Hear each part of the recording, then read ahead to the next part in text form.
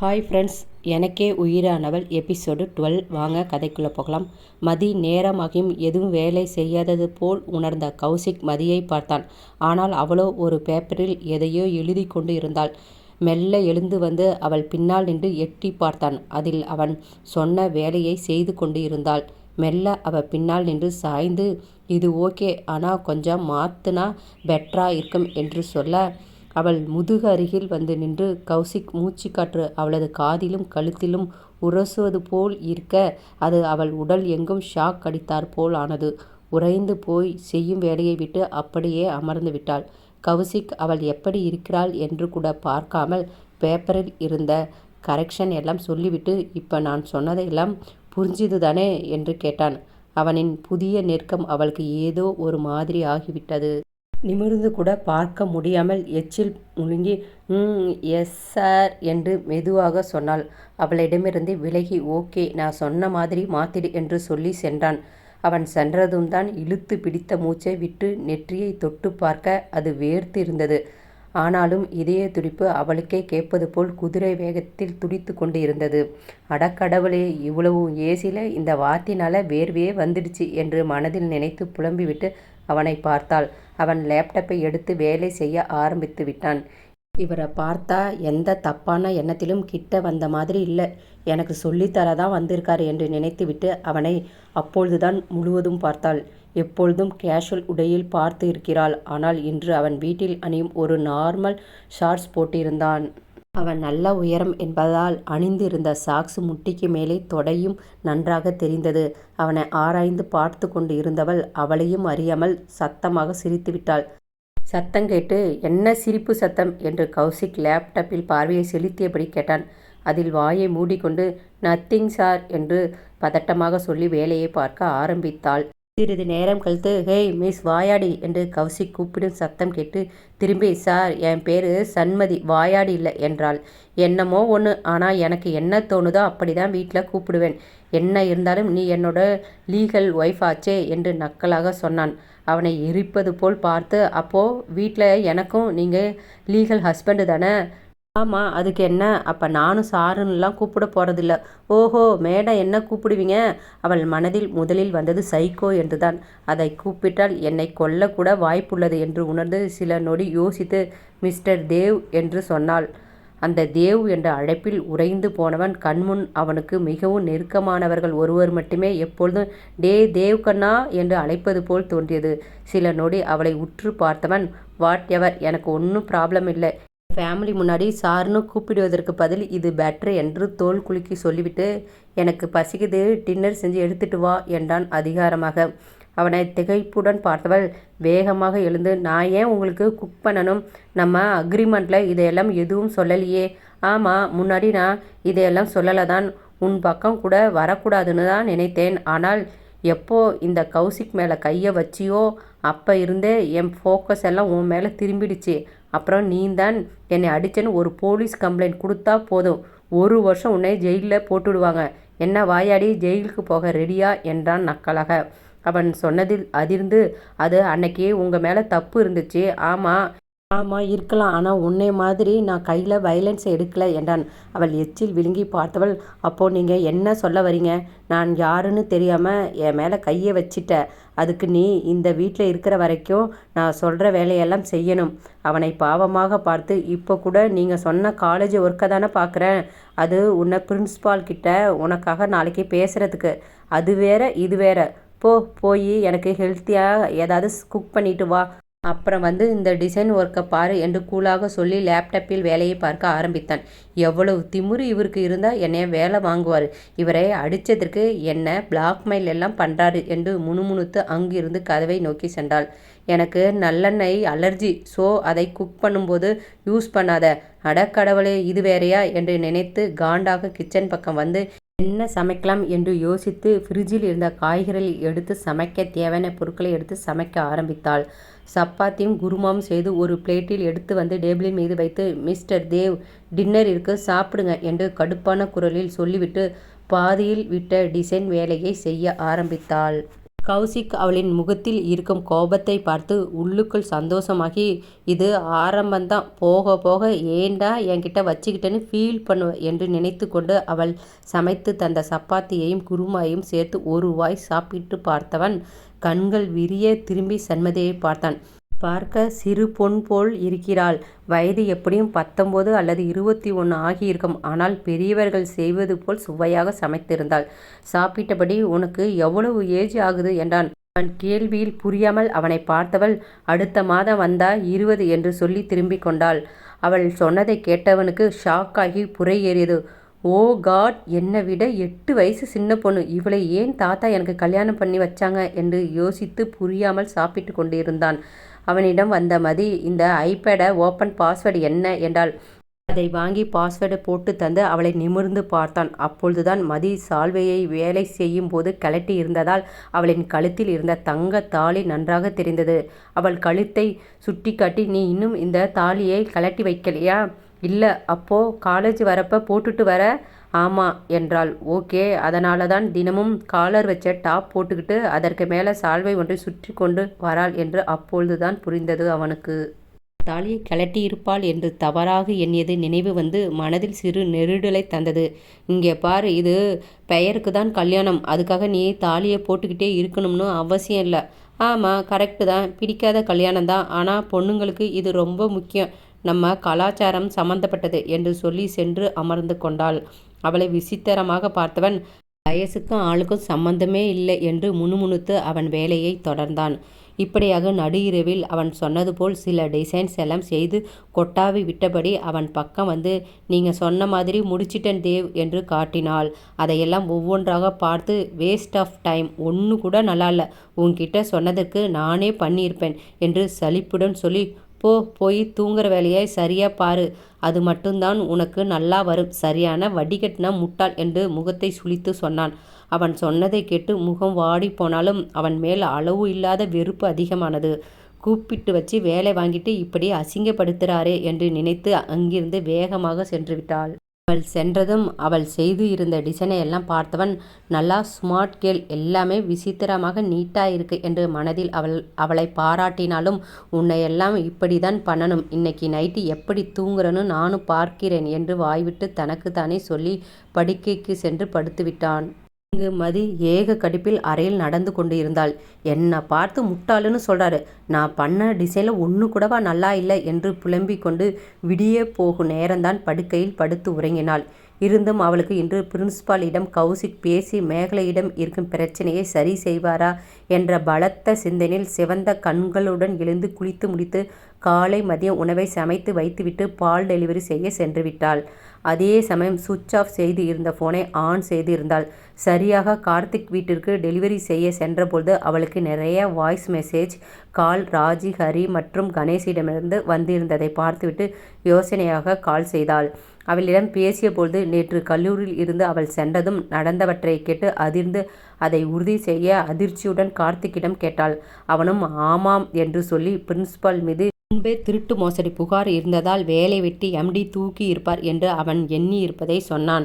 எல்லாம் கேட்டு ஒரு இடத்தில் தொப்பென்று அமர்ந்தவளுக்கு பிரச்சனை சரியாகிய சந்தோஷம் ஒரு பக்கம் இருந்தாலும் கௌசிக் தன்னிடம் பொய் சொல்லி இரவு முழுவதும் வேலை வாங்கியது நினைவு வர வேகமாக வீட்டை நோக்கி சென்றாள். இங்கு கௌசிக் ஆமா, கேட்ட மாதிரி பண்ணிட்டீங்க என்று சொல்லி போனை வைக்கும்பொழுது அரைவாசல் முன்பு மதி மிஸ்டர் தேவ் என்று வேகமாக கத்தும் சத்தம் காதில் கேட்டது. ஓஹோ, வாயாடிக்கு நான் நைட்டு சொன்னது பொய்ன்னு தெரிஞ்சு போச்சு போல என்று நினைத்து கதவை வந்து திறந்தான். அவனை பார்த்ததும், எதுக்கு என்கிட்ட பொய் சொன்னீங்க மிஸ்டர் தேவ்? வேண்டுமென்றே ஒன்றும் புரியாதது போல் பார்த்தவன், என்ன சொல்கிற? கண்கள் மூடி அவளை ஆசுவாசப்படுத்தி ஒரு பெருமூச்சு விட்டு, என்ன பிரச்சனையா? காலேஜ் பிரச்சனை சரி பண்ணுறேன்னு சொல்லி தானே என்னைய நைட்டெல்லாம் வேலை வாங்கினீங்க. ஆமாம், அதுக்கு இப்போ என்ன? நேற்றே எல்லா பிரச்சனையும் காலேஜிலே சரியாகி இருக்குது, ஆனால் அதை பற்றி நீங்கள் என்கிட்ட சொல்லவே இல்லை. அப்படியா? அப்படி என்னாச்சு என்று முகத்தை தீவிரமாக வைத்து கொண்டு கேட்டான். அவனை திகைப்புடன் பார்த்தவள், என்னம்மா நடிக்கிறாரு, ஹிந்தி ஹீரோஸ் கூட தோற்று போயிடுவாங்க என்று நினைத்து எல்லாம் தெரிஞ்சு ஏன் என்ன நைட்டெல்லாம் டார்ச்சர் பண்ணி வேலை வாங்கினீங்க? அப்படி நைட்டெல்லாம் கஷ்டப்பட்டு செஞ்ச வேலையை கூட கேவலமாக சொல்லி ரியாக்ட் பண்ணினீங்க. அவன் கையில் இருக்கும் வாட்சை மணியை பார்த்து, எனக்கு இப்போது காலேஜுக்கு போக டைம் ஆச்சு. உன்கிட்ட பேசி என் டைமை வேஸ்ட் பண்ண முடியாது. அப்புறம் மார்னிங் பிரேக்ஃபாஸ்ட்டு என்ன பண்ணியிருக்க என்று கேட்டு அவளை தாண்டி கூலாக நடந்தான். இங்கு ஒருத்தி கோபமாக கத்திட்டு இருக்கேன், அதுக்கு ரெஸ்பான்ஸ் பண்ணாமல் காலையில் சமையலை பற்றி கேட்குறாரு என மனதில் அவனை கருவி கொண்டு, நான் எனக்கு மட்டும்தான் குக் பண்ணியிருக்கேன். உங்களுக்கு ஏதாவது வேணும்னா முன்னாடியே என்கிட்ட சொல்லணும், இல்லைன்னா மெசேஜ் பண்ணியிருக்கணும் என்றாள். ஒரு நொடி நின்று திரும்பி அவளை பார்த்தவன், நான் சொல்லணும்னா உன் நம்பர் என்கிட்ட இருக்கணும் என்று நக்கலாக கேட்டு, ஓகே, என் நம்பரை நோட் பண்ணிக்கோ. எனக்கு ஏதாவது வேணும்னா வீட்டில் இருக்கிற டைமில் கேட்பேன். சொல்லுங்க என்று வேண்டா வெறுப்பாக அவளது பேக்கிலிருந்து ஃபோனை எடுத்து அவன் சொன்ன நம்பரை சைக்கோ என்று சேவ் செய்து மிஸ்டு கால் கொடுத்தாள். அவள் ஃபோனை பார்த்து முகம் சுளித்தவன், ஏன் ஒரு நல்ல கம்பெனி ஃபோன் வாங்க முடியாதா என்று கேட்டு அவளது நம்பரை அவனது ஃபோனில் வாயாடி என்று சேவ் செய்துவிட்டு, இங்கே இருக்கிற ஸ்டடி ரூமுக்கு வா என்று சொல்லி சென்றான். அவளது ஃபோனை அப்படியும் இப்படியும் திருப்பி பார்த்தபடி, இந்த ஃபோன் நல்லாதானே இருக்கு என்று புரியாமல் விழித்து அவன் பின்னால் சென்றாள். அறைக்குள் வரும்போதே ரிமோட் மூலம் லாக் செய்து டேபிளின் மீது இருந்த ஒரு சிறிய பெட்டியை எடுத்து, இந்தா, இது உனக்கு தான் என்றான். மதி குழம்பி அதை ஓப்பன் செய்து பார்க்க அதில் 2 பிளாட்டினம் மோதிரம் இருந்தது. அதில் சிறிதாக இருந்த மோதிரத்தை எடுத்து பார்க்க மேலே சிறு சிறு வெள்ளை கற்கள் பதிக்கப்பட்டு இருந்தது. யாரும் பார்க்காத வண்ணம் அதில் உள்ளே மறைத்தபடி கேவி என்ற எழுத்து பதிக்கப்பட்டு இருந்தது. அதை திரும்ப உள்ளே வைத்து, எனக்கு எதுக்கு வெள்ளி ரிங் எல்லாம் வாங்கி தரீங்க? வாட், வெள்ளியா? இது பிளாட்டினம். அது மேலே இருக்கிறது அமெரிக்கன் ஒரிஜினல் டைமண்ட், 2 லட்சம் வரும் என்று கிண்டலான குரலில் சொன்னான். சரி இருக்கட்டும், ஆனால் எதுக்கு எனக்கு வாங்கி தரீங்க? நான் வெறும் அக்ரிமெண்ட் ஒய்ஃப் என்று சொல்லி அங்கிருந்து போக போனாள். நான் ஒன்றும் ஆசைப்பட்டு உனக்கு இதையெல்லாம் வாங்கலை. எனக்கு நீ காலேஜ் வரும்போது தாலி போட்டுக்கிட்டு வர்றது பிடிக்கல. யாருக்காவது காலேஜில் நம்மளை பற்றி தெரிஞ்சா என் இமேஜ் தான் ஸ்பாயில் ஆகும். ஸோ தாலி நீ போடாத. இந்த ரிங்கை எடுத்து போட்டுக்கிட்டு எங்கே வேணும்னாலும் போ. கிறிஸ்டினில் எல்லாம் ரிங் தான் போட்டுக்கிட்டு கல்யாணம் பண்ணுவாங்க. ஸோ நீ அது மாதிரி நினச்சிக்கோ என்றான் கௌசிக். அவன் சொன்னதையெல்லாம் பொறுமையாக கேட்ட மதி அவன் சொன்னது பிடிக்கவில்லை. எனக்கு வேணாம் என்று ஏதோ வேகத்தில் சொல்லிவிட்டு கதவு வரை சென்ற மதியை கையை பிடித்த கௌசிக், தாலி செயினை பிடித்து கொண்டிருந்த கௌசிக் அதை அவிழ்த்துவிட கொஞ்சம் அழுத்தமாக பிடிக்க அவன் கை தவறாக அவள் மார்பை சென்று பிடித்துவிட்டது. மது அசையாமல் அப்படியே உறைந்து போய் நின்றுவிட்டாள். கௌசிக் ஒரு நொடி கைகளில் ஷாக் அடிப்பது போல் இருந்தது. அவன் ஒருவித பதற்றத்துடன், சாரி, நான் வேணும்னு பண்ணல, ஐ எம் ரியலி சாரி என்று சொல்ல, மதிக்கு இந்த சூழ்நிலையை எப்படி கையாள்வது என்று தெரியவில்லைதான். நான் வேண்டாம் என்று போனதால்தான் அவன் இழுத்ததில் தவறாக தன் மார்பில் பட்டது என்று அவளுக்கு தெரியும். அவன் மீது எந்த தவறும் இல்லை. அவன் மீது கோபப்படவும் அவளால் முடியவில்லை. அதே சமயம் அவன் தனக்கு இல்லை என்ற யதார்த்தமும் புரிய அவளுக்கு காரணமே இல்லாமல் கௌசிக் மீது கோபம் வந்தது. முறைத்து பார்த்துவிட்டு, நீங்கள் என்னை விட்டு தள்ளியே இருங்க என்று சொன்னாள். நானும் ஏதோ பொறுமையாக சொல்கிறேன், பெரிய இவ மாதிரி நோ சொல்லிட்டு போகிற. உன்கிட்ட நான் ரிக்வெஸ்ட் பண்ணலை, ஆர்டர் போடுறேன். காலேஜில் பிரின்ஸிபால் போயிட்டாருன்னு சந்தோஷமாக இருக்காதே. இன்னும் நான் அங்கே தான் இருக்கேன். காலேஜில் சேர்த்த என்னால் வெளியே அனுப்பக்கூட தெரியும் என்று கடுமையான குரலில் சொல்லி அவளை பார்த்தான். திரும்பி நின்று முறைத்து நின்ற மதி கண்கள் சிவந்து மேல்மூச்சு கீழ்மூச்சு வாங்கி, சி, உங்களை போய் ஸ்டூடெண்ட்ஸ் எல்லாம் ஆஹா ஓஹோன்னு பேசுகிறாங்க, ஆனால் இவ்வளவு கீழே இறங்கி என் லைஃப்பில் பே பண்ணுறீங்க என்று கோபமாக சொல்லி தாலியை வெளியே போட்டு அழுகையை கட்டுப்படுத்தி கிளட்ட போனாள். அவள் கையை பிடித்த கௌசிக் வெயிட் என்று சொல்லி தாலி அவனே கிளட்டி பேண்ட் பாக்கெட்டில் வைத்தான். மதி அவனை பார்க்க பிடிக்காமல் பெட்டியில் இருந்த மோதிரத்தை எடுத்து அணிய போனாள். அவளை பார்த்தவன் கையில் இருந்த பெட்டியை வாங்கி அவளுக்குன்னு இருந்த ரிங்கை எடுத்து கையில் வைத்து பெரியதாக இருந்தா ஆண்கள் அணியும் மோதிரத்தை எடுத்து அவள் முன் நீட்டி, இந்தா, இதை எனக்கு போட்டுவிடு என்றான். அவனை புரியாமல் பார்க்க, உன்னை பிடிக்காட்டியும் 1 இயர் நான் உனக்கு தான் சொந்தமாயிட்டேன். நான் கலாச்சாரம் எல்லாம் அவ்வளவா ஃபாலோ பண்ண மாட்டேன். ஆனாலும் இந்த ரிங்கை பார்த்தா நான் ஒரு மெண்டல் பொண்ணுக்கிட்ட கமிட் ஆகி இருக்கேன்னு ஞாபகம் வரும், அதான் என்று கேலியாக சொன்னான். அவன் சொன்னதை மறந்து தன்னை மெண்டல் என்று சொன்னதும் கடுப்பாகி கோபத்தில், நான் மெண்டல்னா நீங்கள் அதைவிட ஒரு சைக்கோ என்று சொல்லிவிட்டு நாக்கை கடித்து கொண்டாள். அவள் சைக்கோ என்று சொன்னதை கேட்டதும் இழுத்து பிடித்து இருந்த பொறுமையை காற்றில் பறந்தது. ஒரே இழுப்பில் இழுத்து இடையே இறுக்கமாக கையை வைத்து மேற்கொண்டு அவளை பார்த்து, இப்ப சொல்லு, என்ன சொன்ன என்று பல்லை கடித்து கொண்டு கோபமாக கேட்டான். அவனது கோபத்தை பார்த்து ஒரு நொடி இதயம் நின்றது போல் ஆகி நடுக்கமான குரலில், மிஸ்டர் தேவ், என்னை விடுங்க என்று திக்கி திணறி உள்ளே போன குரலில் சொன்னாள். அவன் வலிக்கும்படி பிடித்து அவள் உதட்டை குவித்தபடி விரலை வைத்து பிடித்து, இந்த வாய் தானே இப்போ என்னை சைக்கோன்னு சொன்னிச்சு, ஸோ இப்போ சைக்கோ என்ன பண்ணுவாங்கன்னு காட்டட்டுமா என்று மிரட்டுவது போல் கேட்டு அவள் கண்களை பார்த்தான். அவளது கோழி கூண்டு கருவிழிகள் அதிர்ச்சியாலும் வலினாலும் பல வகை நவரசங்களில் தோன்றிக் கொண்டிருந்தது. அதை ஒரு நொடி ஆச்சரியமாகவும் ரசனையாகவும் பார்த்தவன் அவள் கண்களில் சிறு துளி கண்ணீர் வெளியே வருவதை பார்த்து நிஜ உலகிற்கு வந்தவன் மனதில் அவள் மாணவி என்று நினைவு வர கண்களை பார்ப்பதை தவிர்த்து விட்டான். பிடித்து இருந்த உதட்டை விடுத்து வலது கையை வலுக்கட்டமாக பிடித்து மோதிர விரலில் போட்டு விட்டான். என்னை அதிர்ந்து கண்கள் விரிந்து பார்க்க, உன் கோழி குண்டு கண்ணை வச்சு என்னைய பார்க்கறதை விட்டுட்டு எனக்கு போட்டு விடு, எனக்கு காலேஜுக்கு போக டைம் ஆச்சு என்று அதட்டுவது போல் சொல்ல, அவன் சொன்னதிலும் நடுங்கியபடி விரல்கள் நடுங்க அவனின் விரலில் வேண்டா வெறுப்பாக போட்டுவிட்டு அவனிடமிருந்து விலகப் போனாள். ஆனாலும் இன்னும் தன்னை பிடித்திருப்பதை பார்த்தவள் அவசரமாக அவனிடமிருந்து நெளிந்தபடி, மிஸ்டர் தேவ், என்னை விடுங்க என்று வெறுப்பு நிறைந்த குரலில் சொன்னாள். அவளை வேகமாக விடுத்து, எனக்கு என்ன ஆசையா உன்னை பிடிச்சிட்டு இருக்க என்று சொல்லி அங்கிருந்து சென்றான். அதை பார்த்து கடுப்பாகி, என்ன ஓவரா சீன் போடுறீங்க என்று நினைத்து அவசரமாக அங்கிருந்து அவள் அறைக்கு ஓடிவிட்டாள்.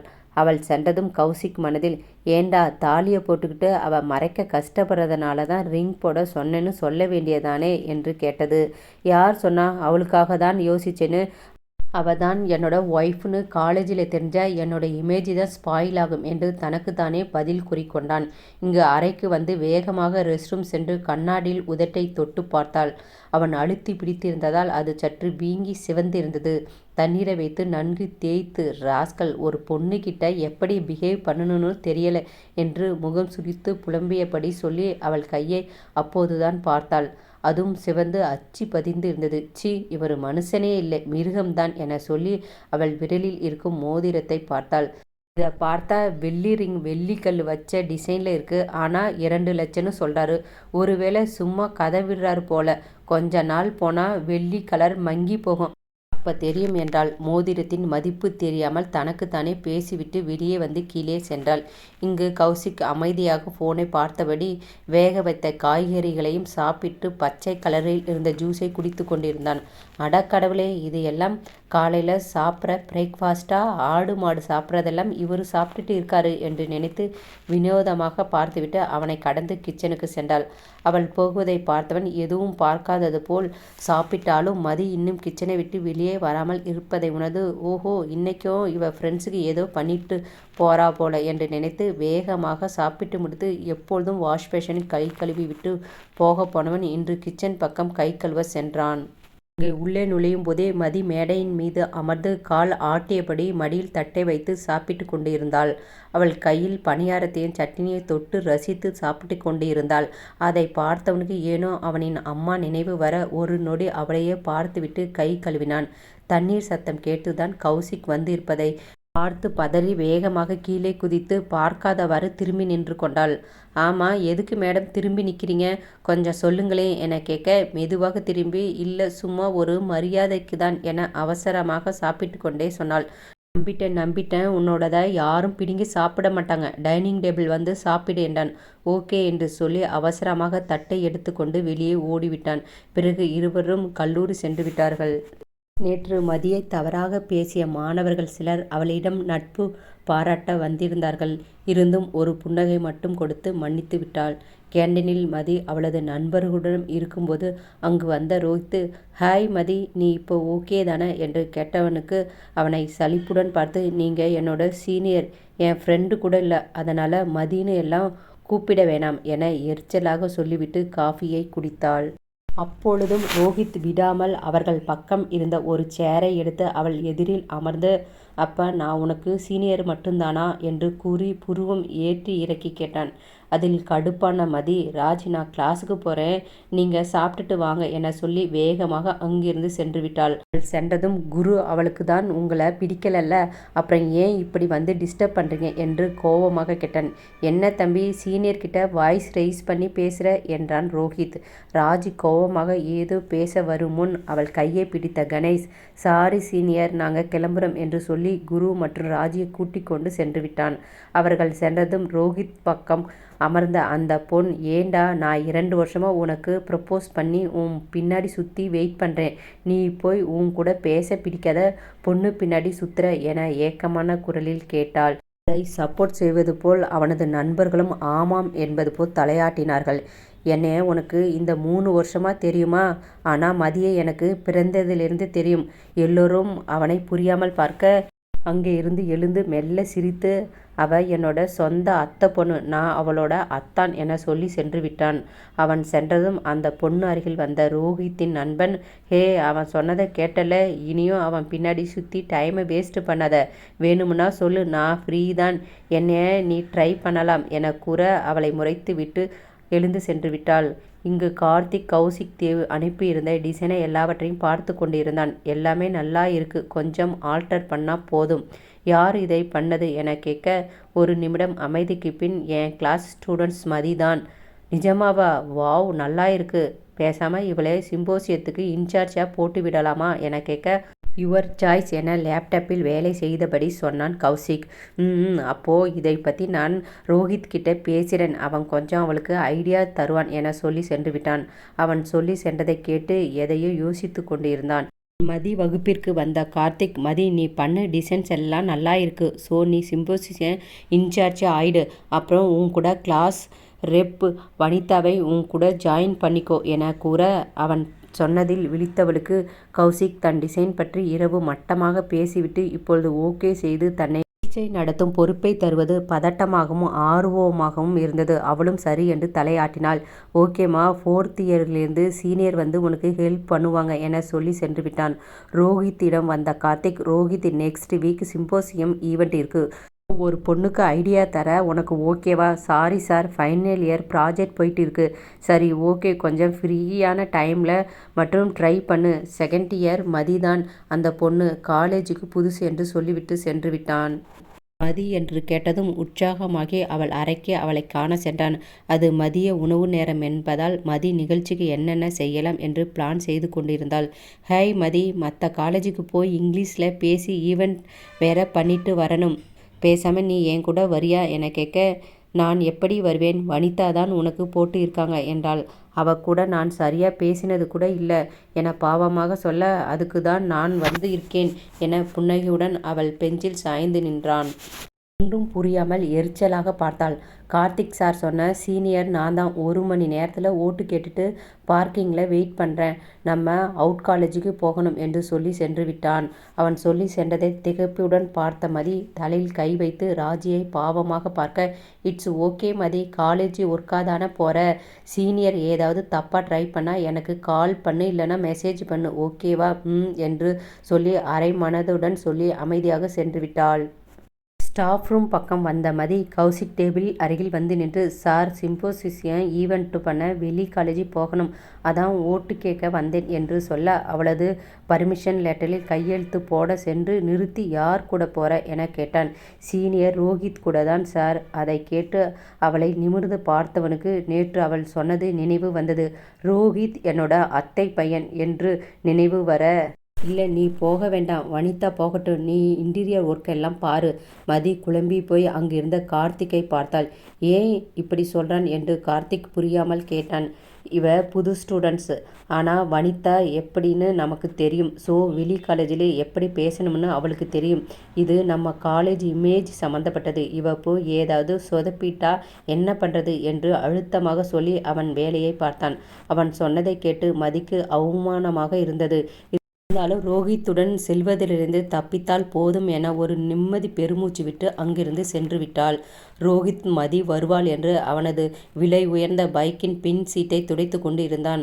அவன் பக்கம் வந்த வனிதா, நம்ம போலாமா சீனியர் என கேட்க, நீயா, நீ எங்க இங்க என கேட்க, கௌசிக் சார் தான் உன் கூட என்ன போக சொன்னாங்க என்று சொல்லி அவனது பைக்கில் ஏற வந்தாள். அவள் சொன்னதை கேட்டு ஏமாற்றமாக உணர்ந்து எரிச்சலான குரலில், ஏய், நான் உன் கூட வரேன், அதுக்காக உன்னைய பைக்கில் கூட்டிட்டு போக மாட்டேன், நான் சொல்ற காலேஜுக்கு பஸ்ஸில் வந்துடு என சொல்லி அங்கிருந்து சென்று விட்டான். இவன் கூட ஒன்னா பைக்கில் போலான்னு பார்த்தா இப்படி சொல்லிட்டு போறாரு என சோகமாக பஸ்ஸில் ஏறி சென்றாள். அன்று மாலை வேலையெல்லாம் முடித்துவிட்டு வீட்டிற்கு போகாமல் கௌசிக் அவனது அப்பார்ட்மெண்ட்டிற்கு சென்றான். அவனுக்காக காத்திருந்த ஒருவர், சார், நீங்க சொன்ன மாதிரி மதி பற்றி விசாரிச்சேன். ஏன் அவ பழைய காலேஜிலிருந்து இங்கே வந்தா என கேட்க, சார், அது என ஒரு நொடி நிறுத்தி ரங்கன் என்று சொன்னான். தொடர்ந்து சப்போர்ட் பண்ணுங்கள் ஃப்ரெண்ட்ஸ். கௌசிக் மதியை பற்றி எதனால் விசாரிக்கிறான்? அவன் மேலே வந்த காதலா இல்லை பரிதாபமா அக்கறையா பொறுத்திருந்து பார்ப்போம் ஃப்ரெண்ட்ஸ். தொடர்ந்து சப்போர்ட் பண்ணுங்கள். நன்றி.